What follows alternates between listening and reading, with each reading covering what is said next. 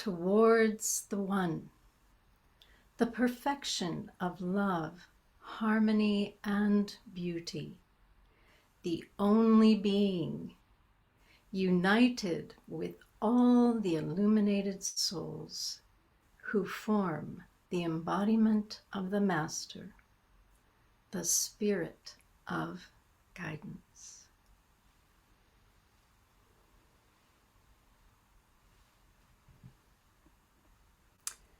So, we begin today following this season of Lent and Easter that occurred in March, also the days of Ramadan, which concluded on April 9th. And then we're preparing for the Passover to take place in this month of April. And during these times, it's a time for self-reflection, a time for fasting in inner and outer ways, as a practice in sacrifice and purification. It's also a time for seeking forgiveness for any disharmonious thoughts or actions that have come from our limited self. As the spring season brings days of longer light for many of us, we have this arising of life and light around us through the blossoming of love. And here it's happening much earlier, the spring season. So there are all these beautiful blooms, which are represented here by these flowers in the vase near me. And it's wonderful to see all the color and life of spring arising around us. All of these things reveal to us the resurrection that is in life and its meaning, a renewal, a rising of light and life and love. For me, the early months of 2024 were spent in contemplation of the prayer psalm by Hazrat Inayat Khan. The words and the accompanying movements were an attunement that guided me towards working with the practice of the external zikr of Hazrat Inayat Khan. And in the prayer psalm, there are two phrases that really are important for today and our practice today. The phrases are, open our hearts towards thy beauty and illuminate our souls with divine light. These two phrases precede silence and the gestures of the sign of the cross. Now in March, Pir Moinadeen presented us the various forms of the practice of the external zikr of Hazrat Inayat Khan. And this was so perfectly aligned with my inner journey with this practice. And so what is offered today is travel along the path of the horizontal and vertical rays of light, of the symbol of the cross. Some may be familiar with the gesture of the cross as it is done in Western Catholicism, which begins with vertical gesture followed by a horizontal gesture from right shoulder to left shoulder. In the external zikr of Hazrat Inayat Khan, we begin with the horizontal gesture from left to right, followed by the vertical gesture. This guides our attunement from the limited self towards the unlimited divine perfection. So we begin with considering the nature of the symbol of the cross as Murshid teaches us. Many think that this symbol of the cross has existed only from the time of Jesus Christ. And no doubt it became better known after the time of the Master. But in fact, this symbol is an ancient one, used at different times and in all ages by the mystics. It has many mystical meanings. I'm going to share the screen here. And we can see here one form of the cross we may be familiar with is the Egyptian Ankh, a cross with a loop at the top, which was a symbol for life that predated Christianity. It was often formed as an artifact that was gifted to pharaohs, and it represented their divine power to sustain life and to revive human souls in the afterlife. And we see here from the Bronze Age, the second millennium BC, these circular pendants formed in metal with an inner cross. This is known as the solar cross or sun cross, and it is interpreted as representing the disk of the sun as a wheel of the chariot of the sun god. The intersecting lines of the cross within a circle appear in petroglyphs dating back to the Upper Paleolithic period, and we see this symbol in many different tribes from different regions of the world.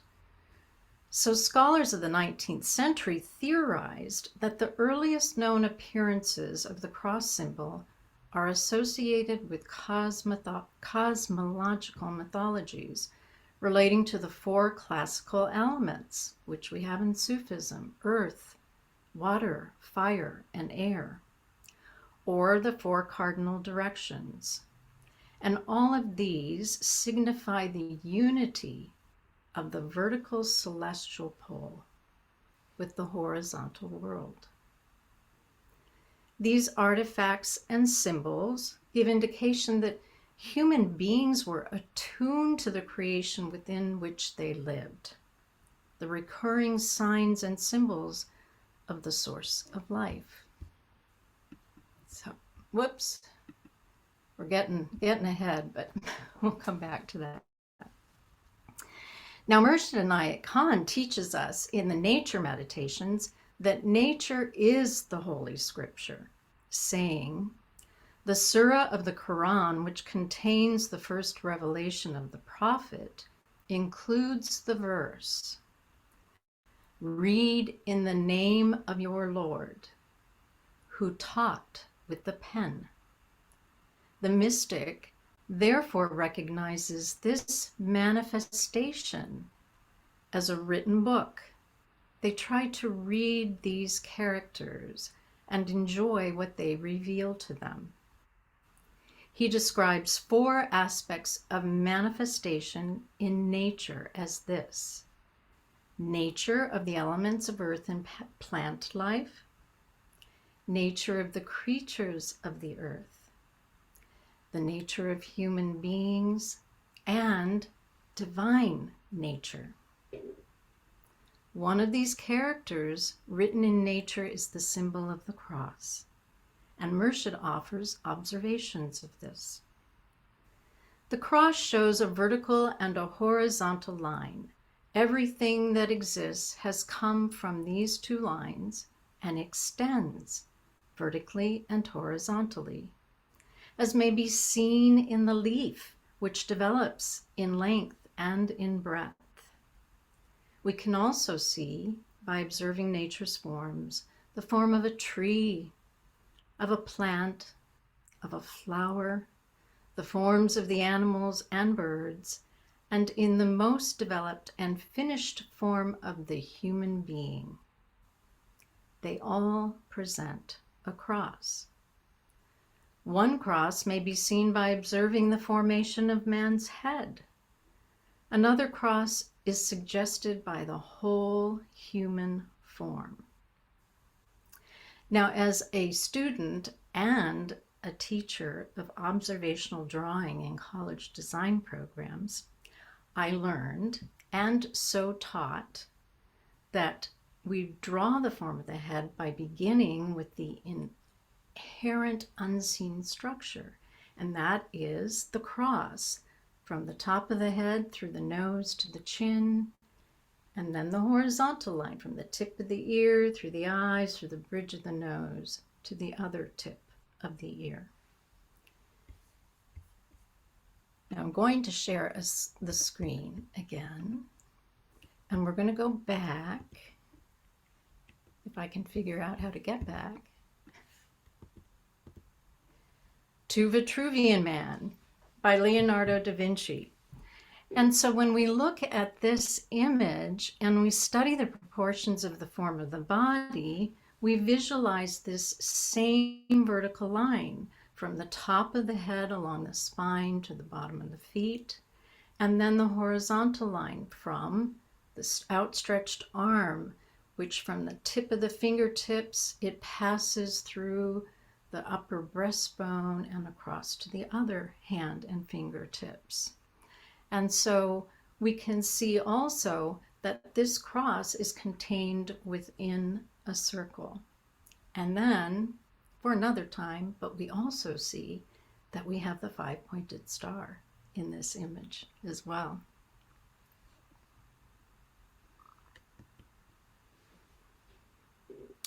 Now, Murshid presents us a further example from nature.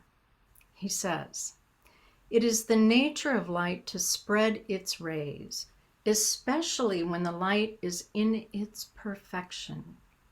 By looking at the sun, at the setting sun in particular, one finds lines forming on the sky and on the earth. First, there is one straight line, and if one watches carefully, out of that first vertical line, a horizontal line develops. By keen observation of light, one realizes that it is the nature of light to form a perpendicular and a horizontal line, a cross. You may have witnessed in your own view of the sunrise or sunset this vision of these pillars of light that form the lines of the cross. This cross of light is what we are drawing upon our body, upon our consciousness, with the horizontal and vertical gestures in the practice of the external zikr of Hazrat Pir Murshid Inayat Khan.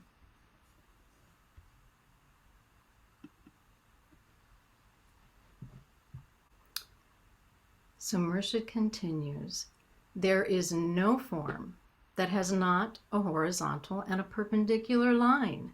It is these two different aspects of directions which form the cross. In this way, one can understand that in the mystery of form, the cross is hidden.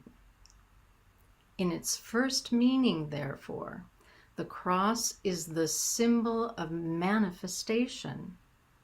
It belongs also to the journey towards the spiritual ideal.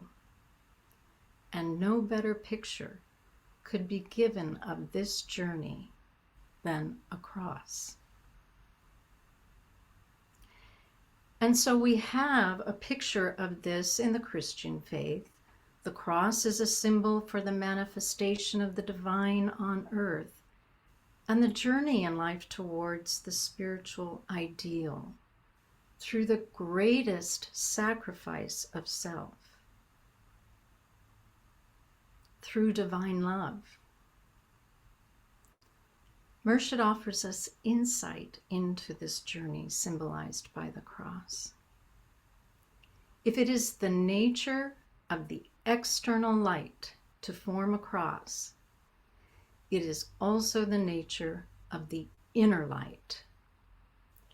The external light is the reflection of the inner light, and it is the nature of the inner light that is expressed in the outer light. By this one can see that the inner light is not only manifested in the outer light, but that the outer light is the picture of the inner light. So this is the practice of the external zikr. So in this first stage of our practice, we will simply draw the sign of the cross with a concentration upon light and the breath. So imagine you are gracefully holding a pen in your right fingertips. And as in the surah from the Quran Murshid referenced, this is the pen of the divine perfection. Its ink is divine light. And with this pen, we draw a horizontal line of light from left shoulder to right shoulder. Then we draw a vertical line of light from the crown of the forehead to a point just above the navel and below the breastbone. Murshid Inayat Khan describes this area as the solar plexus, the sun center. So I wore my sun medallion to help us visualize that. And these two lines of the cross form the radiant solar heart center. Now, Murshida Nuria has taught me in the past in classes and shared with me these texts that I share with you, because for me, it enhances the experience of the external zikr.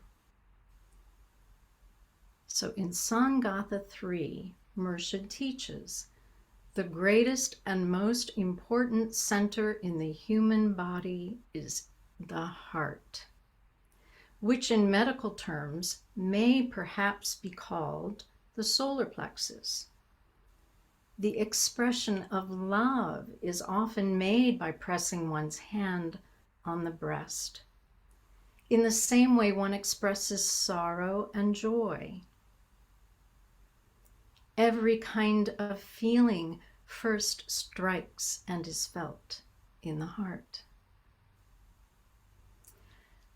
A conversation with Murshida Shahzadi, who was a direct murid or student of Hazrat Inayat Khan, presents us a way to visualize the solar plexus, our solar heart center.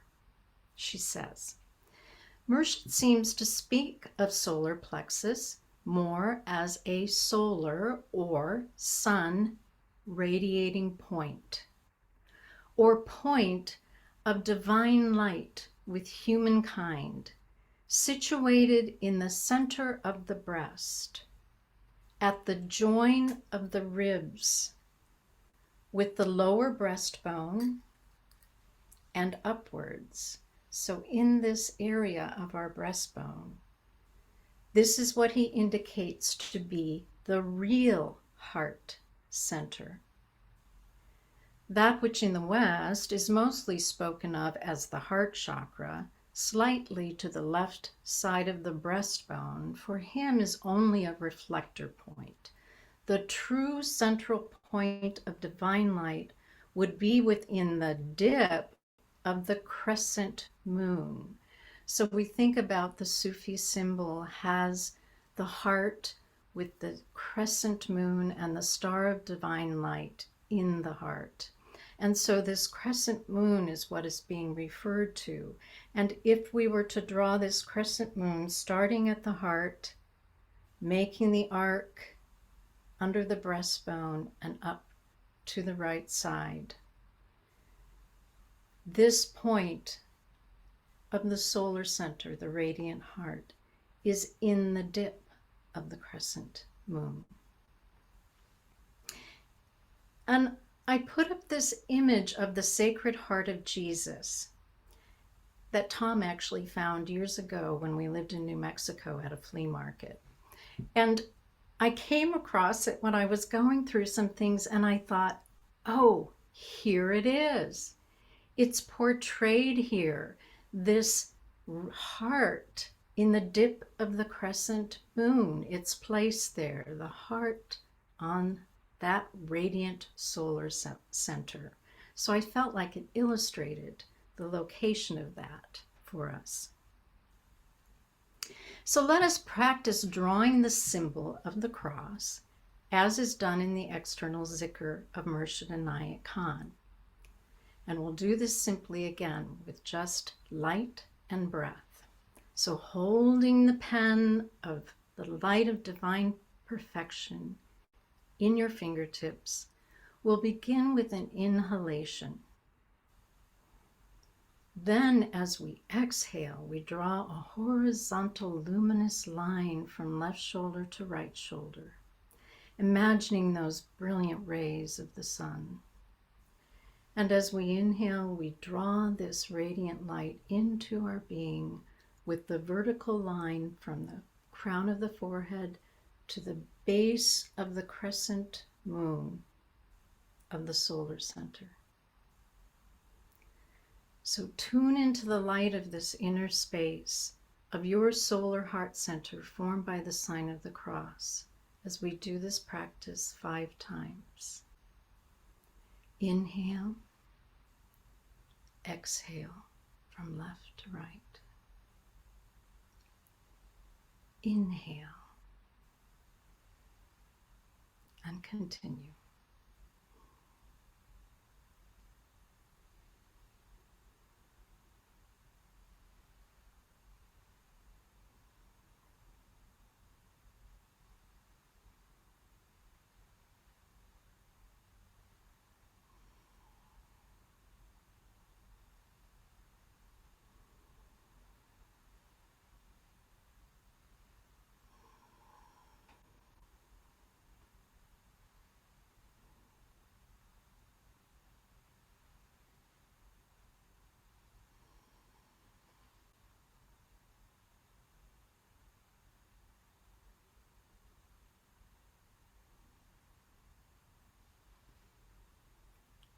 Amen.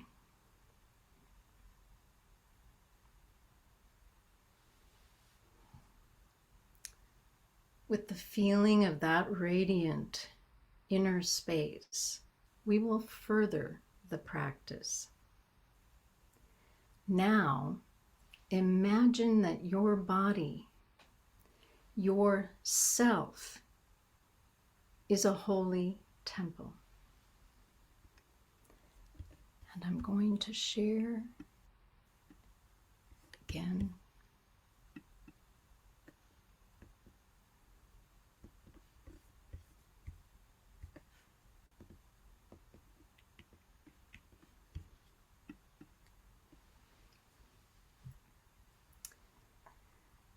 So perhaps you've been in this basilica. I haven't, but there may be some here who have. This is St. Peter's Basilica in Rome. And it's symbolically designed and constructed in the form of a cross, as were many basilicas of this time. And we can see at the intersection of the vertical and horizontal wings this inner space, noted as the high altar on the plan view. And above that is a grand, lofty dome, which inspires one to aspire towards the exalted celestial light of thy perfect being. In this dome are openings or windows allowing rays of light to stream into this holy sanctuary, illuminating the sacred altar, the high altar. So imagine that this altar is your heart. It is the inner sanctum of your soul. And as we draw the lines of the cross with this pen of light, imagine your exterior being and that your interior being as well are this sacred temple. So drawing the horizontal line of divine light from left shoulder to right shoulder with this pen of thy divine perfection in our hand. Imagine this light sweeps across your heart, purifying, emptying this inner temple of the limited self, the ego self. So this temple may be open and clear to receive. Now in the prayer psalm, and back to this phrase of the prayer, before making the sign of the cross, remember we pray, open our hearts towards thy beauty. Now think about it. When our hearts are open and reveling in that beauty, we are not thinking of ourself. This is the horizontal line of the cross. In the practice of the external zikr, Murshid Inayat Khan presented this first gesture with the recitation, "This is not my body," or "This is not myself." So we will do this horizontal gesture with the phrase, "This is not myself."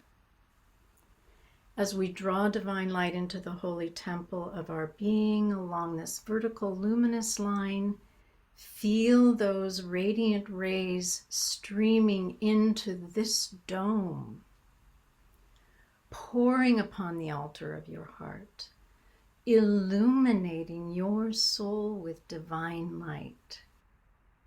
And as we do this vertical gesture, we recite, "This is the temple of God." With eyes closed, we will repeat the gestures with the phrase, "This is not myself. This is the temple of God," 11 times. This is not myself. This is the temple of God. This is not myself. This is the temple of God. This is not myself. This is the temple of God. This is not myself. This is the temple of God. This is not myself. This is the temple of God. This is not myself. This is the temple of God. This is not myself. This is the temple of God. This is not myself. This is the temple of God. This is not myself. This is the temple of God. This is not myself. This is the temple of God. This is not myself. This is the temple of God.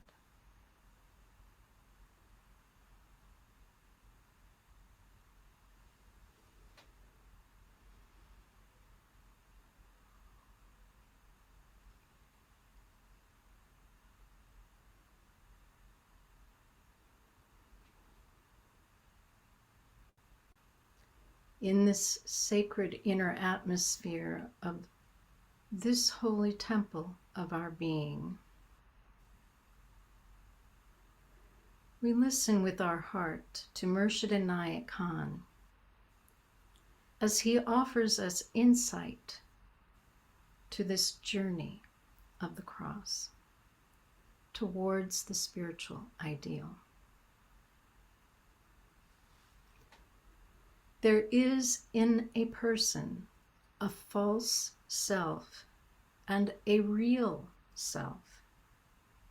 It is by denying one's little self, the false self, which covers one's real self, in which the essence of divine being is to be found.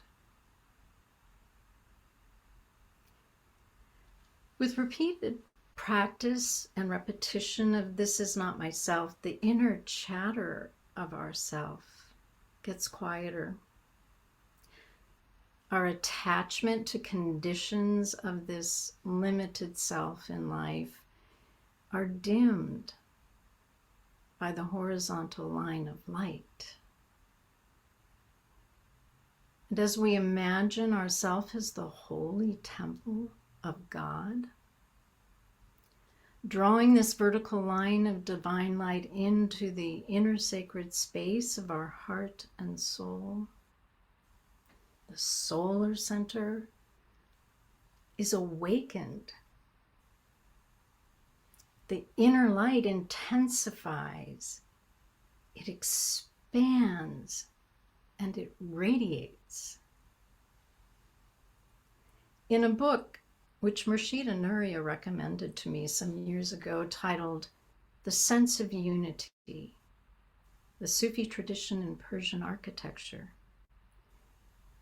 it says, "Symbolic forms, which are sensible aspects of the metaphysical reality of things, exist whether or not man is aware of them. Man does not create symbols. He is transformed by them. The external zikr presents the divine potential to be transformed by the symbol of the cross. As Murshid teaches us, the horizontal line and the vertical line is the cause of resurrection. This is called fana by the Sufis. Fana is not necessarily a destruction in God. Fana results in what may be called a resurrection in God, which is symbolized by the picture of Christ. The Christ on the cross is narrative of fana. I am not. Veiled by the false self is the most radiant solar heart center, as portrayed in the Sacred Heart of Jesus behind me. The journey upon the lines of light of the cross in the external zikr resurrects the divine light hidden in our souls. We see the symbol of the cross and the heart of self-sacrifice, the heart of fana, upon the breastbone of Christ. Rays streaming from the inner light. So there are rays around that heart. They may be hard to see in this image, but there are these golden rays that come out from the heart. So the outer light is the inner light. Those rays streaming from inner to outer, outer to inner. And we see this nature of divine light not only portrayed in Christ, but in the images of many holy beings from the world's religion. They're depicted as the halos, which we see here also, or these auras of light around their beings. So there is an understanding in our human nature, of divine nature. As Murshid conveyed, the inner light is not only manifested in the outer light, But the outer light is the picture of the inner light. Outer and inner light, one pure light. And we are gifted with this practice of the external zikr so that we may not just know in concept, but feel the experience of this within our heart. And deeper within, the repeated impression of the light of the cross upon our heart and soul, and our prayer, this is not myself. This is the temple of God. There is a feeling that rises, that is resurrected in the practice, as Murshid reveals. The mystic on the spiritual path perseveres in wiping out the false ego as much as they can by meditation, by concentration, by prayer, by study, by everything that they do. Their one aim is to wipe out so much that one day reality, which is always there buried under the false ego, may manifest. By calling on the name of God in the form of prayer or in zikr or in any other form, what the mystic does is to awaken the spirit of the real ego in order that it may manifest. It is just like a spring that rises up out of the rock.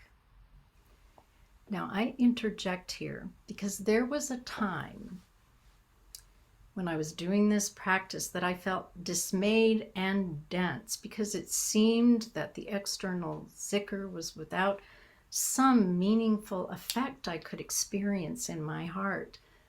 This is the rock. I've experienced the rock more than once in my lifetime. It comes at different times in life. But my guide, Murshida Nuria, has always encouraged, in those moments when you feel like nothing's happening, I think I'm just going to stop doing this practice because, well, why bother? Do the practice anyway.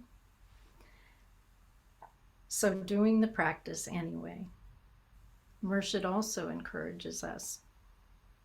By calling on the name of God in the form of prayer or in zikr or in any other form, what the mystic does is to awaken the spirit of the real ego in order that it may manifest. It is just like a spring that rises up out of the rock. And as soon as the water has gained power and strength, this is in the repetition of our practice, this power and strength. As soon as the water has gained power and strength, the spring breaks even through stone and becomes a stream. So it is, Murshid says, with the divine spark in humankind. Through concentration, through meditation, it breaks out and manifests. And where it manifests, it washes away the stains of the false ego and turns into a greater and greater stream.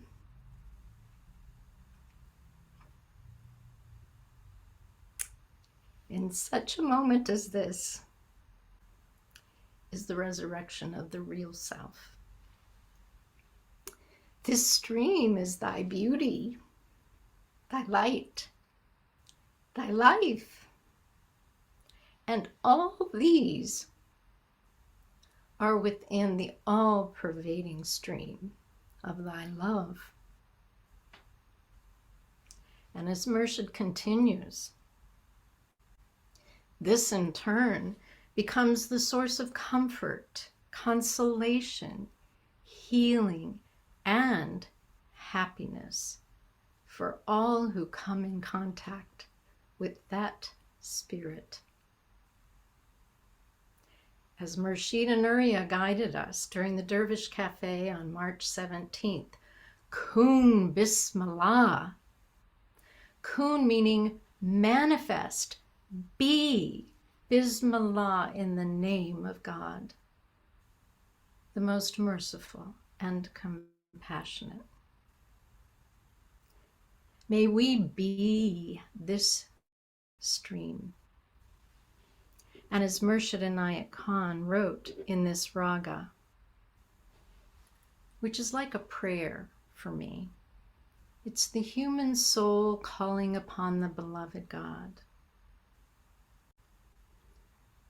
So I'll read it here. Let thy wish become my desire. Let thy will become my deed. Let thy word become my speech, beloved, and thy love become my creed. Let my plant bring forth thy flowers. Let my fruit produce thy seed. Let my heart become thy lute, beloved, and my body thy flute of reed.